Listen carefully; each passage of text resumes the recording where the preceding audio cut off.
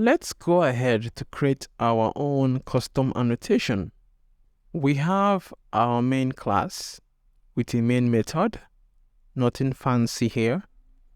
We then have a class called home with a constructor that prints home created. We create an object of home and run the program. This prints home created because the constructor was called when the object was created. Let's create an annotation. To create a custom annotation, we use the interface annotation. The annotation will be named my annotation. The interface keyword is used to define a new type of annotation.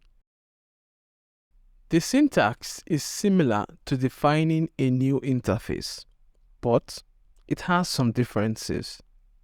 We can add members to our annotation. These methods do not need bodies.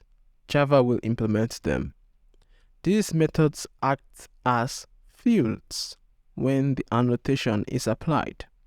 Don't worry, we will see this in coming examples.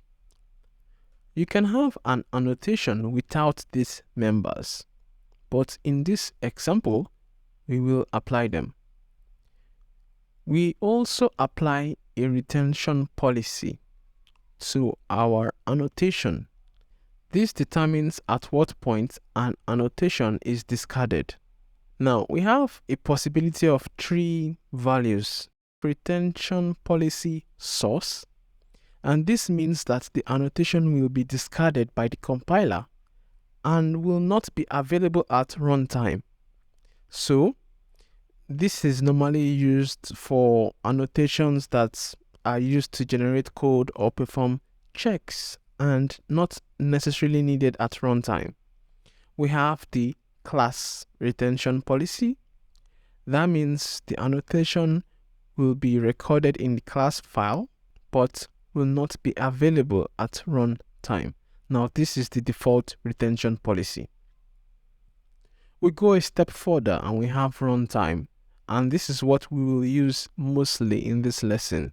This means we tell Java to make the annotation available during runtime, and we can read it using reflection. So this is useful when we need to process it at runtime or perform runtime checks. Once you have defined the custom annotation, you can use it in your Java code. Here is an example of how to use the my annotation annotation. When you apply an annotation, you give values to its members. In this case, we have one string member, value. So we give it a value of awesome Anno. Now, because we set the retention policy to runtime, we can make a query of the annotation during runtime. We can do this by using reflection. So in our code here, we have the creation of the instance of home. We get the class object of the home instance using the .getClass call. Now, the class object is a reflection-based object. This has been treated in our course on Java reflection.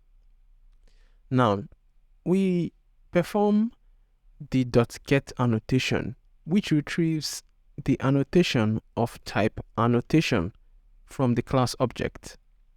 So this will return an instance of the specified annotation type. If it is not present, it will return null.